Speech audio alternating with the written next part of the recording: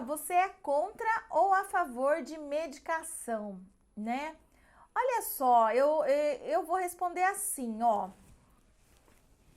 Eu sou psicóloga, né? Então, por eu ser psicóloga, eu não trabalho com medicação, né? Eu não posso oferecer medicamento para ninguém. E quem pode, né, fazer isso é um médico.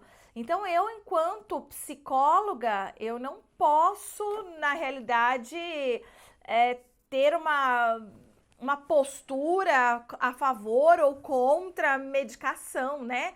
A gente precisa de medicamentos, é necessário, né? Então, mas o médico é quem vai ter que decidir isso, né? Se a pessoa precisa ou não. Isso é uma questão do médico e não do psicólogo, tá? Agora, talvez o que a pessoa queria saber, né? O que a pessoa às vezes está comentando aqui, eu não sei, porque só dessa forma, né? Você é a favor ou contra a medicação, fica um pouco complicado a gente responder isso, né? Sendo que a gente não é de uma profissão que pode fornecer medicamento. Às vezes a pessoa acha que eu também sou médica, né? Não sei. Às vezes não fica claro aí que eu sou psicóloga para um ou para outro, tá? Então, olha só. Uma mulher que vou falar de perinatal, porque é o que eu posso falar, né? Então, uma mulher que de repente está apresentando algum transtorno mental, né? Muitas vezes ela vai precisar de medicação.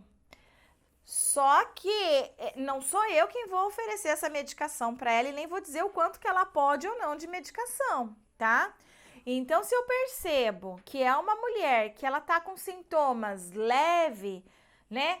Tá com sintomas que eu consigo trabalhar em psicoterapia, porque eu sou psicóloga e sei, garanto, né, que eu com a minha psicoterapia consigo oferecer um bom tratamento, eu não vou fazer essa mulher ir para um psiquiatra para tomar medicação.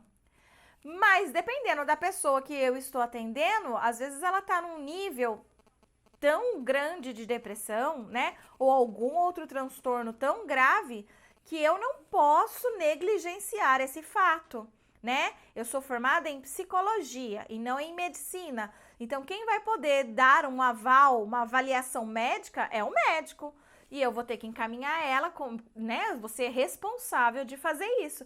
Eu não vou esperar ela matar o bebê dela, eu não vou esperar ela se suicidar para eu falar assim, não, eu sou contra a medicação, por isso eu não encaminhei ela para um psiquiatra.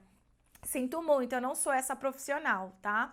Eu sou uma profissional que, assim, sei que muitos psiquiatras não são bem formados, digamos assim, como eu sei que muitos psicólogos também não são.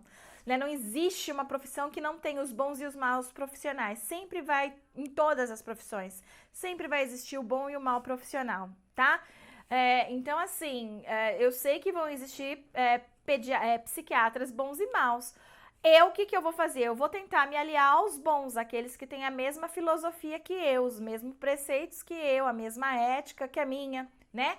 Então, eu vou tentar fazer parceria com esses profissionais, porque quando eu tiver uma cliente e eu sentir que ela precisa de medicação, né, eu vou encaminhar para esse profissional. Se eu perceber que só a psicoterapia é o suficiente, eu não vou encaminhar para o profissional, tá? Agora, se todo caso eu encaminho para profissional sem saber quem ele é, sem responsabilidade, provavelmente alguns deles vão acabar medicalizando a cliente sem ela precisar. E aí eu sou contra, né? Sou contra que alguém dê remédio para alguém que não precisa de remédio, né? Porque isso vai atrapalhar uma série de outras coisas. Mas eu sou psicóloga, não sou psiquiatra, tá bom? Agora, vão existir situações que sim, eu sou a favor que essa pessoa receba medicação sim, porque ela pode se matar, ela pode matar o bebê, ela pode tantas outras coisas, né, por conta da medicação, tá? Na falta da medicação.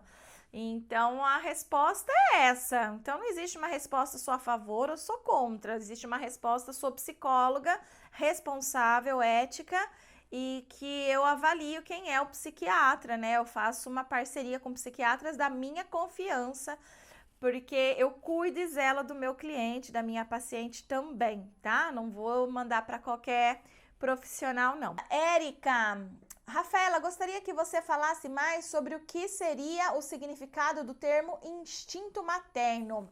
Então vamos lá, peraí que a Érica mandou mais coisa aqui de baixo. No meu ponto de vista, em seu estado mental e físico, preservados o animal que pariu. Alimentará e protegerá, pois tenho a impressão de que é confundido com amor materno, algo que se constrói. Oi, Érica, então vamos lá, deixa eu responder aqui pra você. Instinto é tudo aquilo que a gente faz sem pensar, sem ser aprendido, tá bom?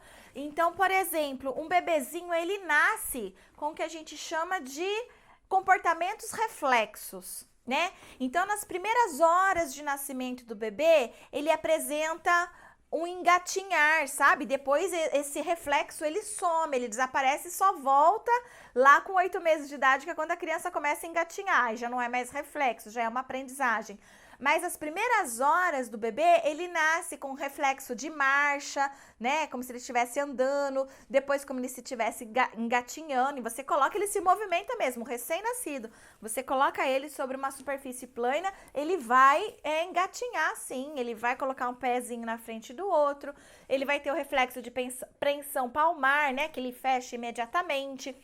A mãozinha, sabe? Todos esses reflexos não são comportamentos aprendidos, eles são instintivos, tá? Então, tudo que a gente não aprende, tudo que a gente não precisa observar uma outra pessoa, uma outra espécie e fazer igual, ou ouvir, compreender, né? Tudo que a gente faz automaticamente, de forma automática, sem pensar, né? Sem aprendizagem nenhuma, é considerado instinto, tá? A ideia de que existe um instinto materno é muito difundida na nossa sociedade, no sentido de que toda mulher, quando ela pare, nasce nela o instinto materno, que ela já sabe fazer tudo. Ela já sabe pegar o bebê, ela já sabe dar mamar pro bebê, ela já sabe cuidar do bebê. Ela, né, é isso que é instinto, sabe? Assim, como se já nasceu o bebê, ela sabe tudo o que fazer. E aí, com isso, você já vê que não existe instinto materno, né? Na nossa espécie não existe cuidado materno. A gente cresce dentro de uma sociedade que fala que a mãe, ela ama o bebê. A gente cresce numa sociedade onde a gente observa como as mães seguram o bebê, como elas amamentam o bebê. Né? Então, a gente reproduz isso por meio de observação, por meio de histórias, uma pessoa conta para outra, a gente assiste novela, uma série de coisas. E aí, a gente reproduz, né? E muitas mulheres, muitas ficam desesperadas quando elas acreditam nisso, nesse instinto materno, né? E quando nasce o bebê, elas não sabem fazer nada. Elas falam assim, meu Deus, eu não sei dar banho. Eu não sei se o choro do meu bebê é de sono, é de frio, é de fome. Meu Deus, eu não sei dar o seio pro bebê da forma certa. Eu acho que eu tô segurando ele da forma errada. Eu acho que ele sente dor quando eu... Sabe assim? Então elas ficam assim, desesperadas, achando que tem algo de muito esquisito com elas. Porque existe instinto materno, né, na cabeça delas, né? E o que está acontecendo que esse instinto não veio, né? É porque ele não existe. O amor materno, ele é uma construção e também é bem confundido com instinto materno. Algumas pessoas confundem instinto materno com amor materno. Amor materno é uma construção social. A partir de um dado momento na história da humanidade, foi imposto de imposição, né? Que a mulher tinha que amar o seu filho. Até o século XVI, mais ou menos, as pessoas tinham afeto pelas crianças, né? As crianças, elas nasceram com várias características muito bonitinhas aí, pra gente poder segurar, cuidar, né? Zelar para que ela sobreviva. Mas o amor, como a gente conhece hoje, isso não existia. Existia o afeto, o respeito, achava bonitinhas as brincadeiras deles e tudo mais, né? Ninguém desprezava a criança, não era um desprezo, né? Mas Se a criança morrer, esse era mais ou menos assim, tô grávida de outro, sabe? Já tenho 30 filhos, agora, né? Já, depois desse que morreu vai vir outros 30, mais ou menos assim, sabe? Então, assim, era uma perda que poderia ter algum sentimento, tipo, poxa, que pena, né? Que esse se foi, mas não era um pesar, né? Porque não existia essa construção da romantização da maternidade, não existia essa construção de que a mulher nasceu para ser mãe, tá? Até o século XVI não existia essa ideia. A partir do século XVII começa a existir essa ideia. Inclusive as mulheres que não amamentassem os seus bebês, o infanticídio era muito comum, sabe assim, não era nem punido, não era nem questão de preso caso uma mãe matasse o bebê, o filho, isso era muito comum. Então, criança morria direto, era muito comum lidar com a morte infantil. E depois do século XVII começaram então a necessitar que as crianças sobrevivessem, precisava de adultos por uma série de fatores, porque já estava morrendo em guerra, morrendo de doença, e a gente precisa de adulto para mão de obra para uma sociedade sobreviver. Então precisava que as crianças elas sobrevivessem, chegassem até a vida adulta. E com isso eles perceberam que poderiam colocar, né, a ideia de amor materno, de instinto materno, começaram a construir a imagem da Sagrada Família, de Maria e tudo mais, né, para que pudesse haver aí, então, essa identificação da mulher com essa figura e que ela começasse, então, a amar incondicionalmente o seu bebê. Só que imagina, hoje é quase fácil para a gente pensar nisso, né? Para a maioria, porque a ideia da romantização da maternidade está em todo lugar. Então é fácil para muitas pessoas pensarem dessa forma, mas naquela época não, né? No século XVII não, porque começa a ter essa ideia no século XVII, antes nem existia. Então as mulheres que passam por essa fase de transição, muitas delas eram condenadas à forca, por exemplo, né? Elas eram condenadas à morte, né? Quando de repente descobriam que ela matou o bebê por algum motivo, não quis cuidar da criança, deu a criança, alguma coisa assim, porque eles precisavam firmar que a mulher passasse a cuidar do seu bebê. E para isso, para que a mulher pudesse cuidar do seu bebê, tinham que inventar a história do amor materno, tá? A mesma coisa, gente, pra família, tá? Então, assim, não sei se vocês se lembram, mas a gente estudou isso em história, que os casamentos, eles não aconteciam por amor, né? Mas sim por bens, né? Juntar o meu bem com o seu bem. Pobre não casava, não existia casamento para pobre, só existia casamento para quem tinha dinheiro, e as pessoas se conheciam no dia do seu próprio casamento, né? E aí estavam exigindo a monogamia, o que era muito difícil, porque até então a monogamia também não era valorizada, né? Monogamia é você ter um único parceiro afetivo, né? Então você não pode ter mais. E antes ela era, né, tipo, não valorizada e passa a ser valorizada, porque se os meus bens vão ficar para os filhos, né, que essa mulher tiver, então eu preciso ter certeza que esse é o meu filho, sabe? Uma série de construção assim. E aí o que acontece, né? Para que o homem possa ser monogâmico e a mulher ser monogâmica, porque não é da espécie humana isso, nós não nascemos com o instinto da monogamia, tá bom? Porque se a gente tivesse nascido com esse instinto, você não teria tido tantos namorados, tantas namoradas, não estaria no seu segundo casamento, não teria traído seu marido, não teria traído sua esposa, tá certo? Não teria namorado várias pessoas, então a gente não teria culturas onde pode a poligamia, onde homens se casam com várias mulheres, onde, né, mulheres podem se casar com mais de um homem e tudo mais. Então, assim, a monogamia não é, né, assim como o instinto materno não é da nossa espécie, tá bom? Talvez a monogamia seja lá dos pinguim, mas não nosso, não é nosso, tá? Instinto materno talvez seja de alguma espécie animal, mas não nossa, não é da nossa espécie. Tá? É uma construção social. Então, como foi necessário para ver a monogamia construir o amor entre homem e mulher, essa ideia de amor, né, entre homem e mulher, que começa inclusive lá na época do trovadorismo, né, aquelas cantigas de amor, cantigas de amigo, que eram inclusive para o amante, não para o marido, tá? Uma série de fatos históricos aí que só a gente estudando mesmo, né? Ou se relembrando aí dos fatos históricos. Da mesma forma surge o amor materno, uma construção social também, tá bom?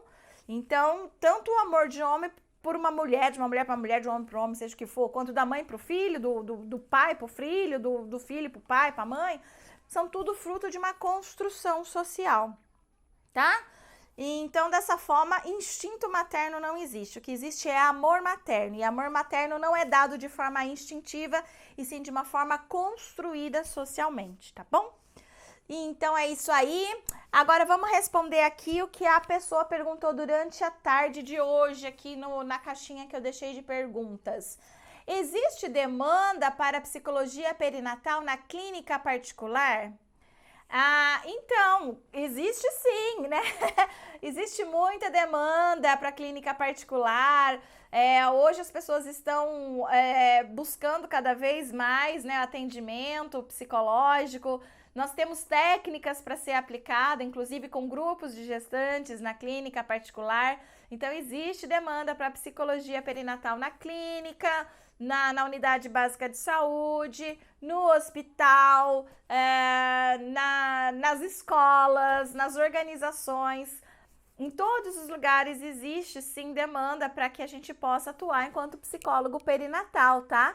E uma das grandes possibilidades de atuação desse profissional é sim na clínica, desde que ele saiba fazer uma divulgação inteligente, né? Atraindo de fato esse público, sim, consegue de fato ter uma clínica cheia. Eu tenho várias alunas que vivem só de atendimento perinatal, né? Então elas têm a clínica particular delas e na clínica particular elas só atendem questões de perinatalidade e parentalidade, tá? Eu mesma, quando eu era professora universitária, eu tinha minha clínica também, mas eu não era psicóloga clínica no sentido de ser a minha principal função, né? Eu tinha como hobby, né? Eu gosto da clínica, eu quero atender casos de perinatalidade e tal. Então, eu tinha minha clínica mais como hobby. A minha função principal era cientista, professora. E aí, o que aconteceu, né? O que acontecia, aliás, desculpa. Eu me restringia a atender somente casos de perinatalidade e parentalidade. E eu tinha, então, essa demanda, tá? Então, assim, claro que tem demanda para psicologia clínica, sim. Se a preocupação é que não vai ter demanda, é porque você ainda não conhece a psicologia perinatal o suficiente. Então, se você ainda não conhece a psicologia perinatal o suficiente, bem-vinda ao Mater Online. Aqui é o espaço para você começar a conhecer mais sobre essa área, tá? E não ter dúvida nenhuma de que sim, a clínica é um grande espaço, muito atrativo aí, para que o psicólogo perinatal possa atuar, tá? Deixa eu ver agora aqui no YouTube o que estão fazendo de perguntas aqui. A Érica falou, penso que talvez a raça humana... Ai, não, ela parou ali mesmo, não tenho mais... Deixa eu ver se tem mais alguma coisa. Não. Foi a última pergunta, foi a da Érica ali. Aqui não tô vendo ninguém fazendo perguntas também hoje, né? Então aqui a Fabiane falou que legal, né? Show. Deixa eu ver aqui alguma outra pergunta que fizeram hoje, então. Qual o tempo médio de duração de uma especialização? Então, perguntaram sobre o tempo médio de uma especialização, tá? Geralmente é de 18 meses a 24 meses, tá? Então, a maioria das especializações do nosso país são de 18 meses, tá?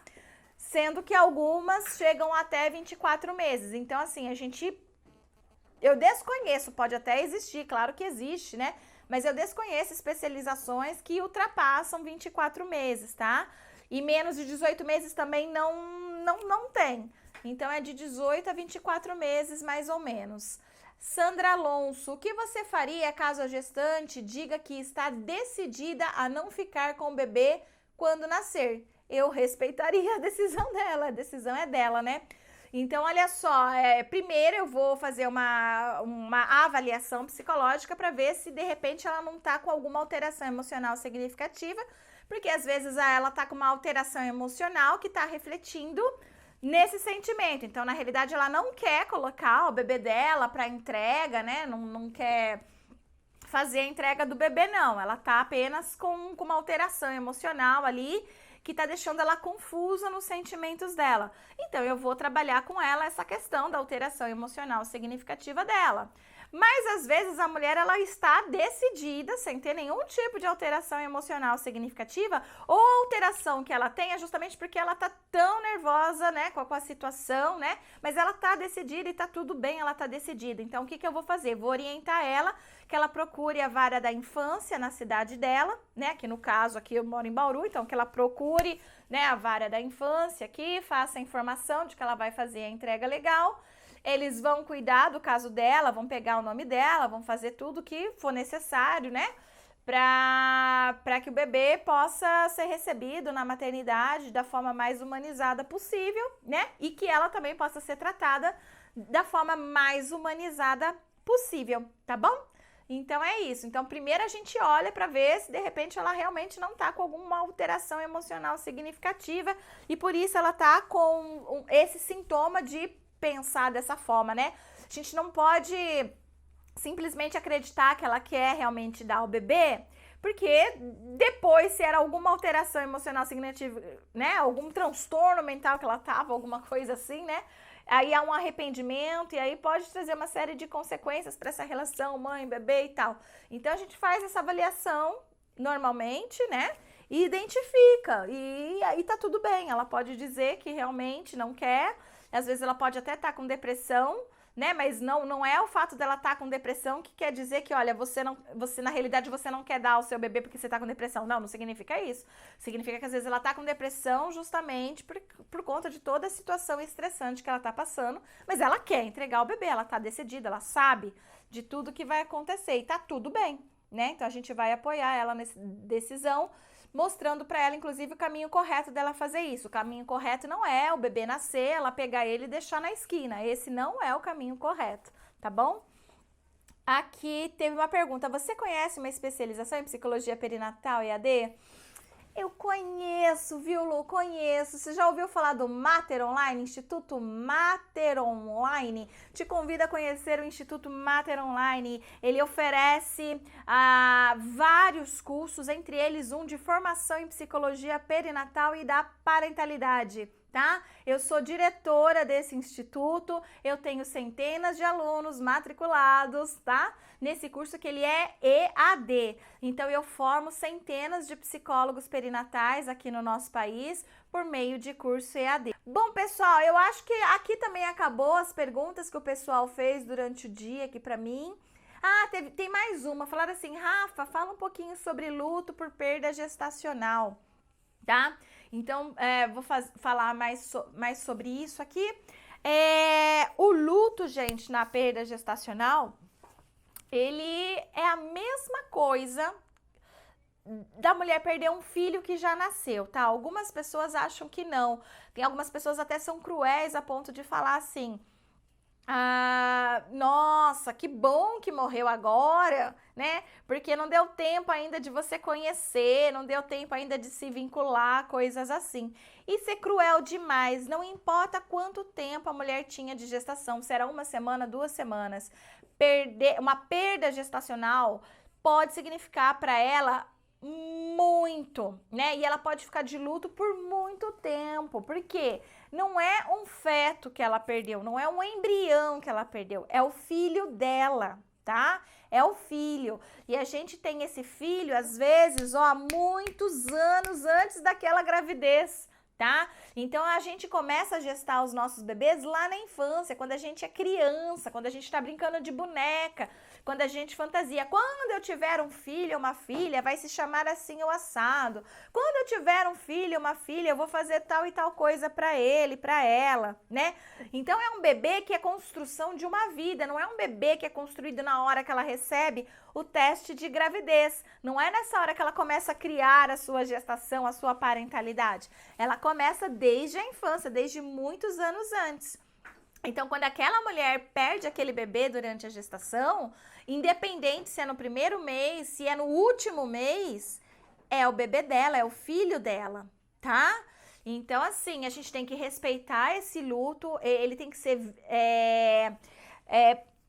valorizado no sentido de ser visível, porque muitas vezes ele acaba sendo invisível. As pessoas geralmente falam: "Ah, você é nova, daqui a pouco você vai ter outro", né? Palavras muito duras, muito cruéis, né? Olha, ainda bem que foi agora e não foi depois. Olha, podia ser pior, ele podia nascer com alguma anomalia, que bom que foi agora. São todas falas indevidas, inapropriadas, cruéis, né? Então, não devemos menosprezar, diminuir um luto, tá? Tanto de um homem quanto de uma mulher nesse período perinatal, de gravidez, tá certo? Então, isso é algo muito importante, principalmente se você for um psicólogo, né? Porque, infelizmente, a gente tem psicólogo que não é perinatal e aí ele tem esse conhecimento do senso comum e ele acaba agindo de forma do senso comum nos atendimentos, justamente porque ele não tem a informação que ele precisava. E aí, às vezes, ele pode até soltar uma dessa, né? Na sessão, como já aconteceu algumas vezes, porque eu já, né, eu acabo tendo contato com tanta gente e essas coisas acabam sempre chegando nos meus ouvidos, né? Então já aconteceu de psicólogo, né, que não é perinatal, usar esse tipo de argumento e fala com o cliente, com o paciente que chega ali enlutada, tá bom?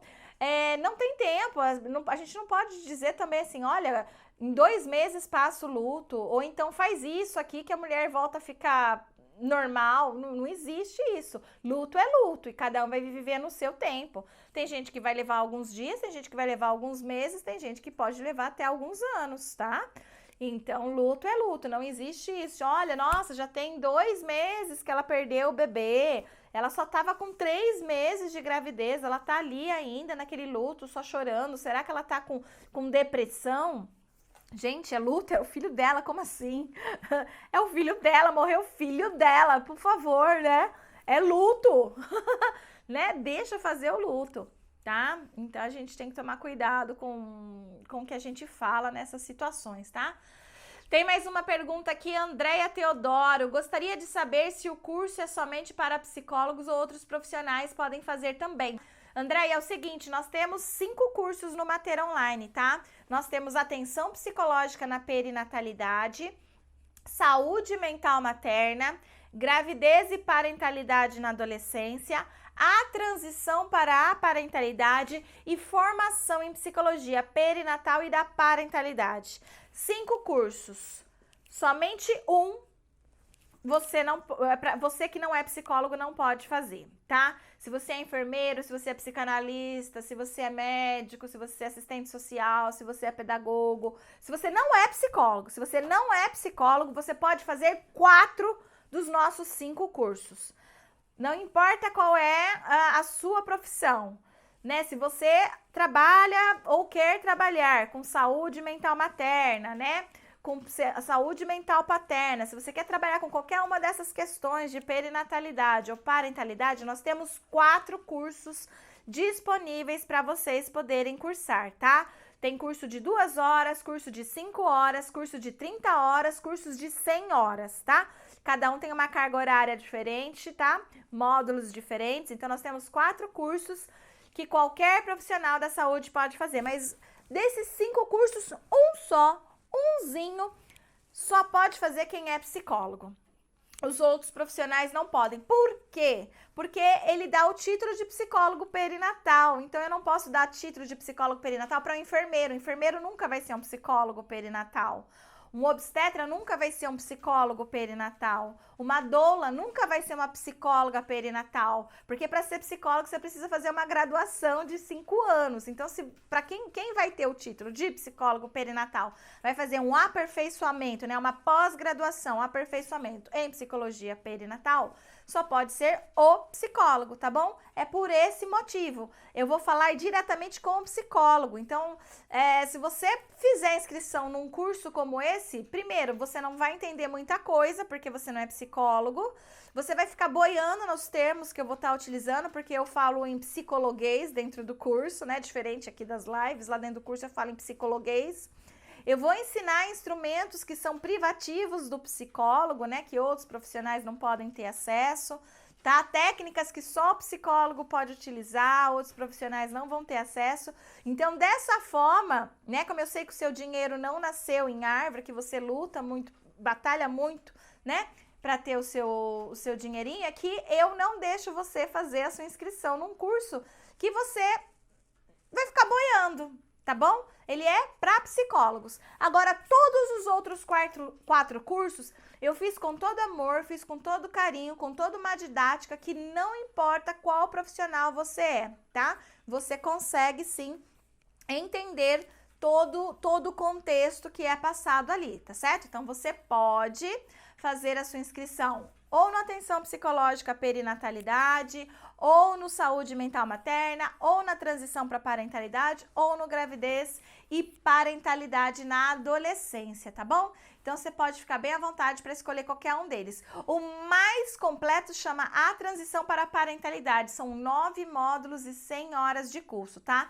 Todos esses 4, eles estão abertos, eles não têm período de inscrição. Você pode fazer a sua inscrição a qualquer momento. O único curso que tem data e período de inscrição, né? Data que começa e data que termina as vagas, é o curso de formação em Psicologia Perinatal e da Parentalidade, porque eu preciso ter realmente o controle ali de pessoas que vão entrar, tá bom? Então é isso aí, pessoal. Um beijo em todo mundo aí. Até amanhã. Tchau, tchau.